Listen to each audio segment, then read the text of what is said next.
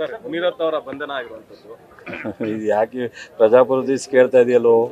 ಈಗ ಆ ಒಬ್ಬ ಶಾಸಕರು ಗೊತ್ತು, ಅವರ ಬ್ಯಾಕ್ಗ್ರೌಂಡ್ ಎಲ್ಲ ನಿಮಗೂ ಗೊತ್ತು, ನಮಗೂ ಗೊತ್ತು.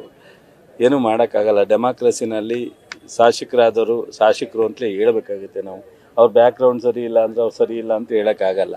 ಅವರು ನಡ್ಕೊಂಡ್ರೋ ನಡವಳಿಕೆ, ಮಾತುಕತೆ, ಅವ್ರು ಮಾತನಾಡಿರೋ ರೀತಿ ಜಾತಿ ನಿಂದನೆ ಒಂದೇ ಅಲ್ಲ, ಎಲ್ಲ ರೀತಿಯಲ್ಲಿ ಅಸಭ್ಯವಾಗಿದೆ.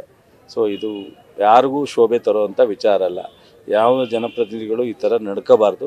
ಅದನ್ನು ಅವ್ರು ಕಂಪ್ಲೇಂಟ್ ಕೊಟ್ಟಾಗ ಇಷ್ಟೊಂದು ದೊಡ್ಡ ಯಾರೋ ಸಾಮಾನ್ಯ ಒಬ್ಬ ಕಾರ್ಯಕರ್ತ, ಸಾಮಾನ್ಯ ಜನ ಮಾಡಿದಾಗ ಗೊತ್ತಿಲ್ಲದಲೇ ಮಾತಾಡೋರೆ ಅಂತ ಅನ್ಬೋದು.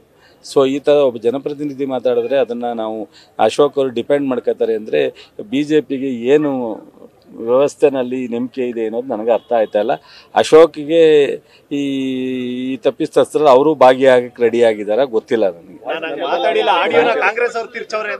ಬರೀ ಆಡಿಯೋ ಅವ್ರದ್ದೇ ಇದೆಯಲ್ರಿ. ಕಂಪ್ಲೇಂಟ್ ಕೊಟ್ಟರು ಚೆಲುವರಾಜ್ ಅಂತಲೇ ಯಾರು ವೇಣು ನಾಯಕ ಅಂತ ಗುತ್ತಿಗೆದಾರರು, ಬೇಲು ನಾಯಕ ಅಂತ ಅವರೇ ಕಂಪ್ಲೇಂಟ್ ಕೊಟ್ಟವ್ರಲ್ಲ. ನಾವೇನು ಸೃಷ್ಟಿ ಮಾಡೋವಂಥದ್ದೇನಿದೆ. ಒಳ್ಳೆ ತಮ್ಮ ಎಲ್ಲನೂ ಕಾಂಗ್ರೆಸ್ ಸರ್ಕಾರಕ್ಕೆ ಅವ್ರಿಗೆ ಏನಾಗ್ಬಿಟ್ಟಿದೆ ಅಂದರೆ ಸಹಿಸ್ಕೊಳ್ಳೋಕ್ಕೆ ಆಗ್ತಾ ಇಲ್ಲ.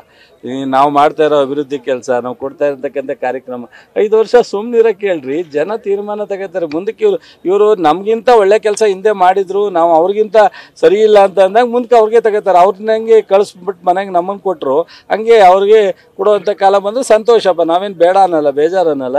ಸ್ವಲ್ಪ ತಾಳ್ಮೆ ತಗೊಳಕ್ಕೆ ಹೇಳಿ. ಇನ್ನೂ 1 ವರ್ಷ 4 ತಿಂಗಳಾಗಿದೆ, ಇನ್ನೂ 3 ವರ್ಷ 8 ತಿಂಗಳು ಓಡಾಡಿ ಸುಸ್ತಾಗ್ಬಿಡ್ತಾರೆ. ಈಗ ರನ್ನಿಂಗ್ ರೇಸಲ್ಲಿ ನೋಡಿದಿರಲ್ವಾ, ಪ್ರಾರಂಭದಲ್ಲಿ ಯಾರು ಓಡ್ತಾರೆ ಅವ್ರ ಕೊನೆಗೆ ನಿಲ್ಲಲ್ಲ, ಸ್ಲೋ ಆಗಿ ಹೋಯ್ತಾರಲ್ಲ, ಅವ್ನು ರನ್ನಿಂಗ್ ರೇಸ್ ಹೋಯ್ತಾನೆ. ಹಂಗೆ ಪ್ರಾರಂಭದಲ್ಲೇ ಯಾಕೆ ಇಷ್ಟೊಂದು ಸ್ಪೀಡ್ ಹೊಡ್ತಾರೆ? ಅವ್ರು ಓಡೋದು ಎಲ್ಲರೂ ಬೀಳ್ಬೇಕಾಯ್ತದಲ್ಲ. Thank you sir. News first ನಿರ್ಭೀತಿಯಿಂದ ನಿಮ್ಮ ಪರವಾಗಿ.